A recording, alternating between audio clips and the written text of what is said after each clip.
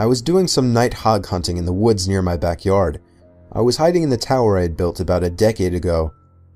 In case anyone's wondering, I of course had a night vision scope attachment. I guess I'm what you would consider a hardcore hunter. I don't want to bore you with the unnecessary story prolonging details, so I'll make this short. And I want everyone to know that though I agree this story sounds far-fetched and crazy, it is nothing but the truth. And I in a way actually consider myself lucky that I'll always have such a horrifying story to share. So, while I was sitting in the tower waiting for movement, it finally came. I took aim and found the source. But it wasn't at all a hog, or any kind of animal I was expecting. It was a person. A man wearing all black. Black sweatpants, black shoes, and a black hoodie with the hood over his head. But that wasn't the freakiest part.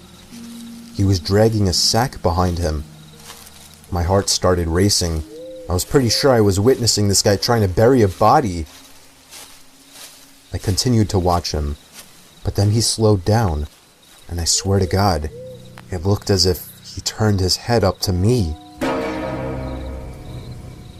I ducked down under the wooden walls of the tower, shaking in my boots.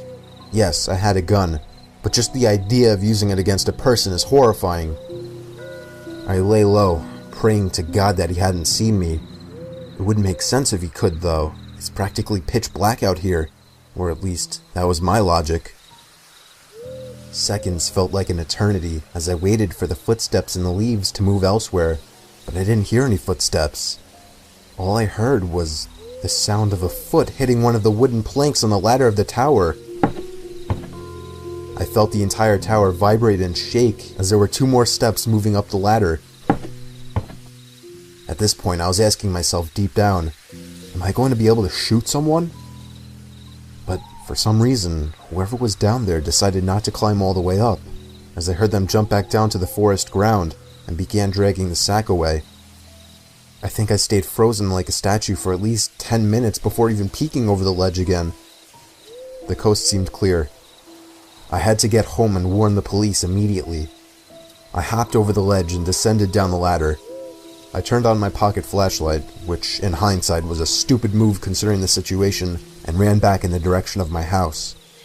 I was only able to run for about 10 seconds or so when I heard the rapid, manic footsteps crunching the leaves from behind me. I took a look over my shoulder, and there he was, inches away from my face. I spun around and shot him in the shoulder.